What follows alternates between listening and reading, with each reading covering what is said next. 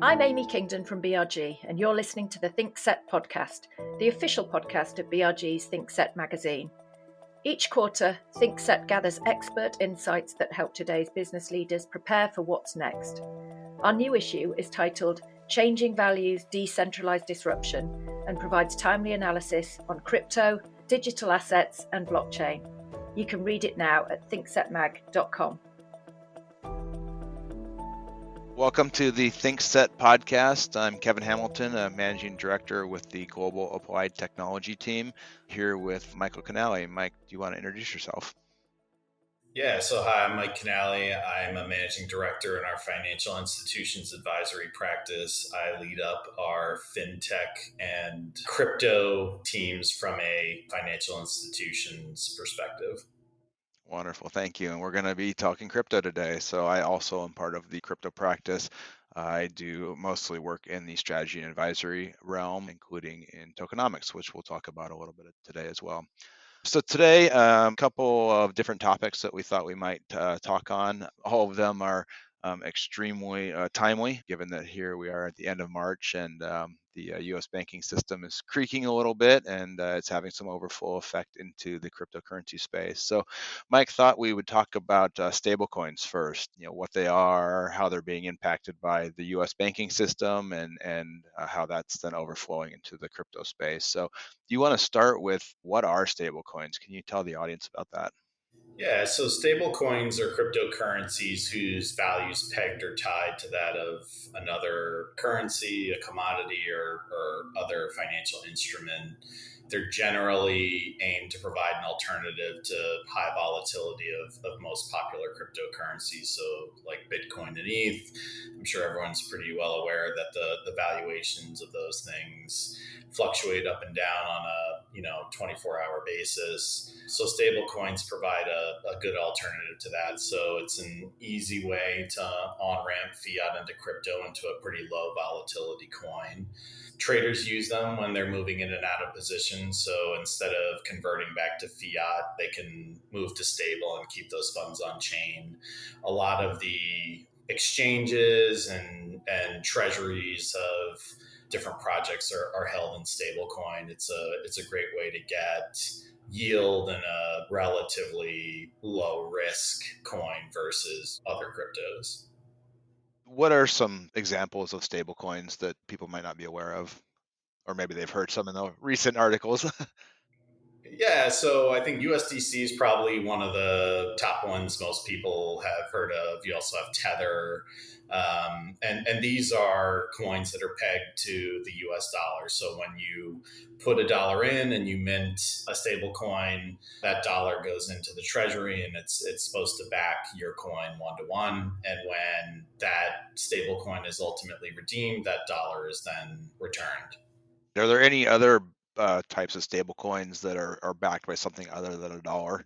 Yeah, so there's the commodity stable coins. There's lots of different examples. I mean, like you and I were talking about yesterday, potentially creating a stable coin that could be a basket of different currencies, right? So it doesn't always have to be a dollar. I think the most popular ones right now certainly are, but there's many other use cases for them. There's central bank digital currencies as well. I think a couple we've come across along the way as well. There's a stablecoin that's backed by gold, and then there's stablecoins that are unbacked but theoretically stable. But I think it's important that everybody knows that there are other stablecoins that essentially buy and sell their treasury that's behind them to try to maintain stability. They have generally not worked very well. There's quite a long history of stable coins that are algorithmic that have not been particularly stable, and a few of those ended up being massive blowups, like the Terra Luna and the backing there.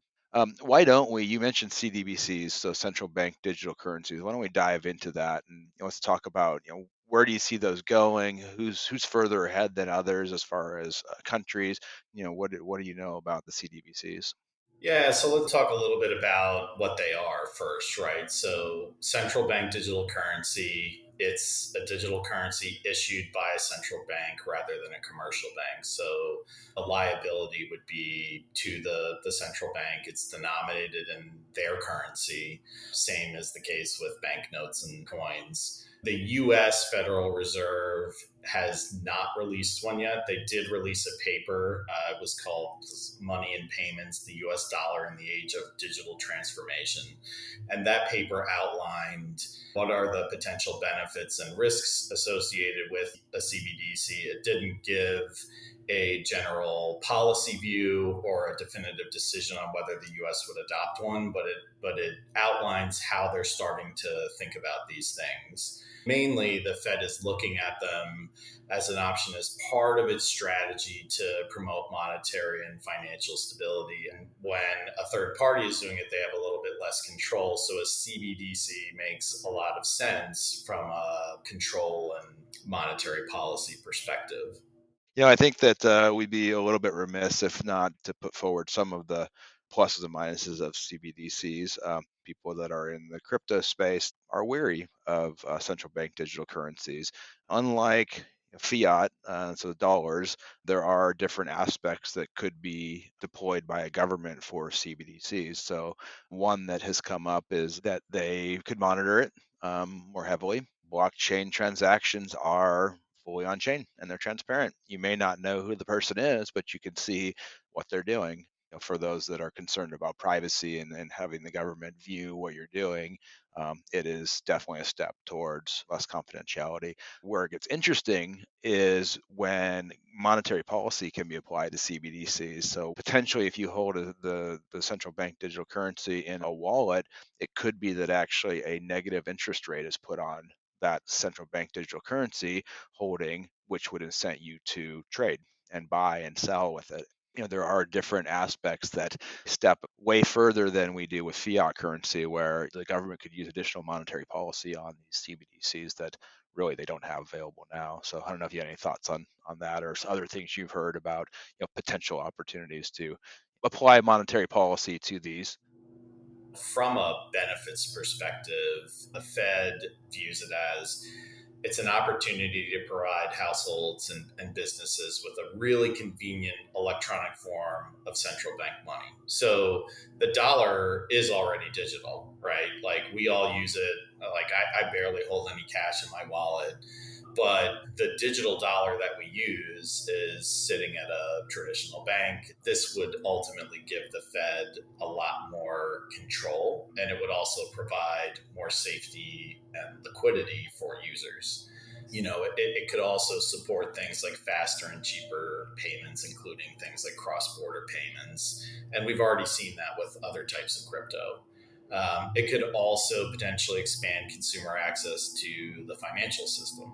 On the risk side, though, there is the potential impact of like the financial sector market structure, the cost and availability of credit, the safety and stability of the financial system. I mean, over the past 12 months, we've seen crypto go through a pretty rough bear market, and that has now started to spill over into the traditional financial system. It's not crypto's fault, but it is one of the triggers that started to destabilize things. But then going back to your question, monetary policy, how could it be manipulated? I mean, this is 100% about gaining more control over an ecosystem and a use case that's already been proven. So if the Fed moves in, they're going to be able to increase and decrease supply much faster than they can now, right? So their monetary policy would be even more immediate than the moves that they make today with raising interest rates. I think it's interesting. It's interesting to see how they would move, and I do think that what'll be fascinating is where we end up with CDBCs. But we'll see. Luckily, they're taking their time to move into the space. So I think that might wrap us for this topic, and we can think about moving on to tokenomics. So thanks, Mike, for talking about stablecoins with me. Yeah, man. Thanks for having me.